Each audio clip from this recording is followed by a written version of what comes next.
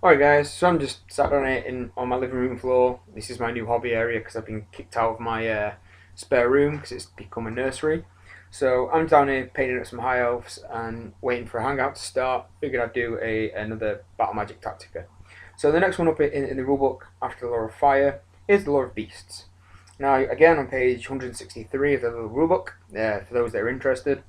The book says about Lore of Beasts is dominated by augmentative spells that grant your models extra capabilities. It's best chosen if your army intends to win its battles in close combat, as a few timely spells from Lore of Beasts can transform mediocre troops into fearsome battle winners. Now that is pretty much a perfect summary of the Lore of Beasts. Lore of Beasts is your perfect combat augment, combat buff lore. If your army is designed to get into combat, smash your opponent, pick up points through combat and through winning combats, Lore of Beasts is lore for you, because pretty much all of the spells focus around combat, whether it's increasing toughness, increasing strength, giving more attacks, making the other, your opponent -1 to hit. It's pretty much centered around combat. Now, we'll start with the lore attribute.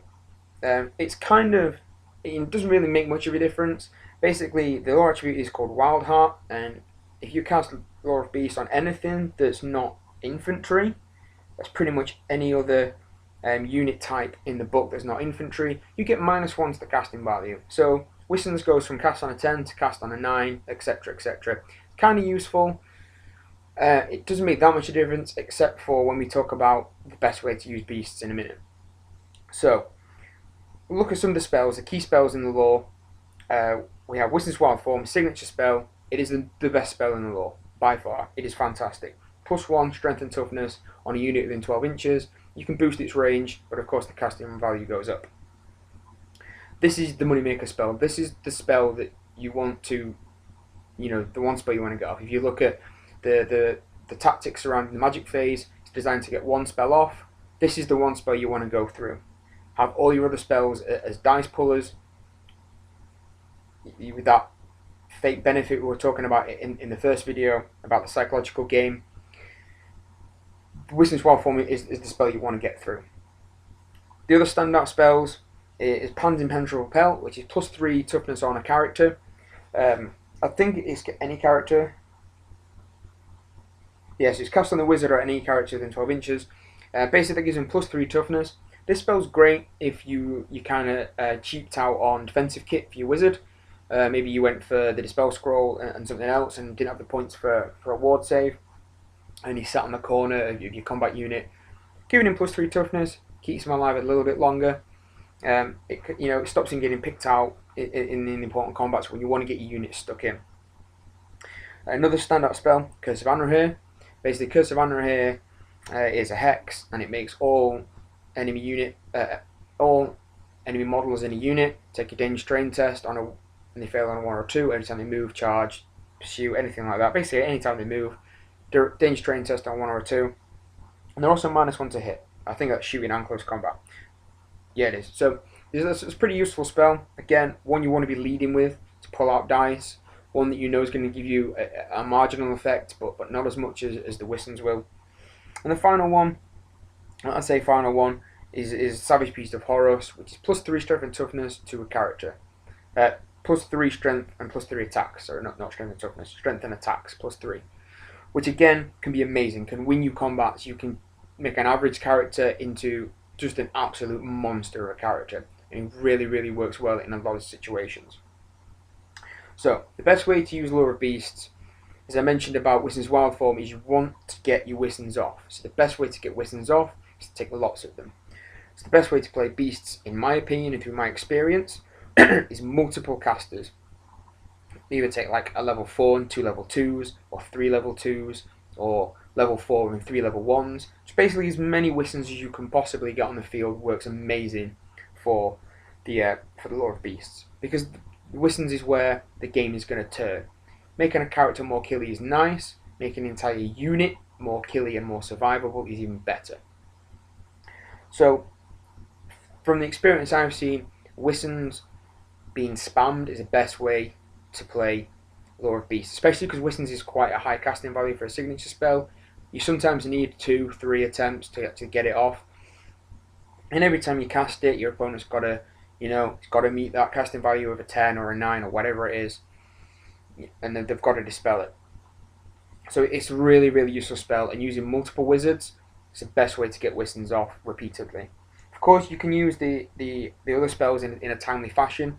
Things like Curse of Anra here on a unit you know is about to charge you. You maybe tried to charge that unit and you failed. Throw a Curse of Anra here out. They then counter charge it is a little more risky. They're going to take some damage on the way in. The Amber Spear is basically a big bolt thrower. You can use it to take down monsters. Again, a great timely spell. Great thing to pull out your arse at certain times. The number 6 spell is Transformation of Kadon. One thing to remember when using the Lure of Beasts is you can't cast the Transformation of Kadon unless you're an infantry model on foot. So if you're, say playing Empire or High Elves or Bretonnia, where quite often casters are on a horse and you're running Lure of Beasts, make sure you swap out Transformation of Kadon because you can't use it. Or have a secondary level 2 on foot who can take the Transformation of Kadon basically away from the level 4 and you can still cast it. A lot of people always forget that, and I've seen a lot of people mess up on that. Even Ogre players who take Beast on the Slaughter Master, try and get a Transformation Kadon off, and they realise they can't because they're not an infantry model. The monster's infantry. So it's one thing to bear in mind. Transformation Kadon. Excuse me, guys. So, as in the last video, that's a little bit about how to use Lure of Beasts. To sum up, it works best with multiple casters, so you can spam Wistons off 2-3 times in a phase. You're going to get 1 through, you might get 2 through, and as soon as you start to stack Wistons, you really get a lot of love back from the Lure of Beasts. So, looking how to play against Lure of Beasts. Now, a lot of these videos are going to be fairly straightforward. A lot of the laws of Magic are pretty black and white, where everything I say in the first part about how to play with it, the bit about playing against it, is basically the exact opposite of what I've just said. And Lure of Beasts falls into this category, where you need to stop the Wistons. If you're playing against Lure of Beasts, you need to accept that Savage Beast of Horus is going to go through, and the characters are going to kick your butt. The Pan's Pelt's going to go through, and you're not going to kill that character. In these scenarios, just accept it, and beat the crap out of the unit that these characters are in. Sure, there may be a beast of a character in there that's doing, 6 attacks at strength 7. Just take the punishment, hopefully make your saves, or your ward saves, or whatever, and then just beat the crap out of the unit and win through combat res. You're not going to, it's better to take that minimal increase in damage output than having, 30 or 40 attacks all get +1 strength.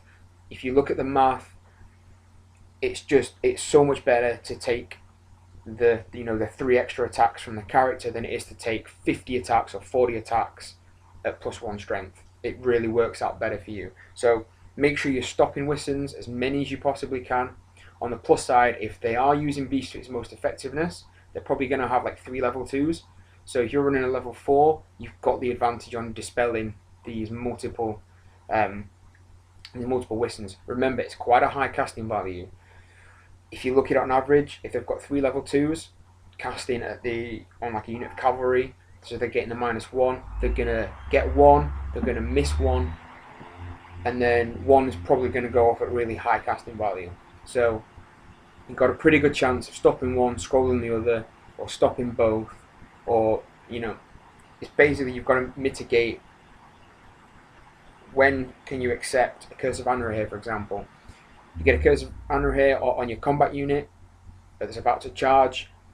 Either charge and accept the fact you're going to lose a third of the unit, or just don't move it. Let them charge you, redirect the unit away, charge them next turn. And then stop the Wistons. Wistons is a hell of a lot worse than some of the other spells in here. And that's kind of Lure of Beasts summed up. One little thing about the Transformation of Kadon, if your opponent does get it off, and they turn into like a black chimera, a mountain chimera or black dragon or whatever it is, try and get a couple of wounds onto the monster first and then dispel it, because the wizard just instantly dies because the wounds carry over. So when he's a monster, he may have like 6 wounds and can get up to like 4. If you can hit him with a cannon or something, or get him in combat, and None of the monsters he turns into are very defensive. They've got high toughness and things like a monster normally does, but they've got no armor, no ward saves, anything like that. So you can kind of sneak wounds on them quickly. So get a couple of wounds on, 3 if it's a level 4, and then dispel it. Just throw all your dice in one of your magic phases and boom, he's dead. He's gone. You've got the points. Sure, you may miss a magic phase by doing it, but you've got the points for his level 4 or his level 2 or whatever, and then that spell's not cast again. It's kind of one little defense against transformation and Kadon that works best than trying to dispel it first and then kill the wizard. Because if he's hiding it in a unit, it's actually easier to put wounds on a monster than it is on a character in a unit. Always bear that in mind. That's kind of the lore of beasts. So if you're playing with the lore of beasts, you want to use your Wistons to the maximum effect. Take multiple low level casters, as many Wistons as you can, spam the signature spell to devastate an effect basically.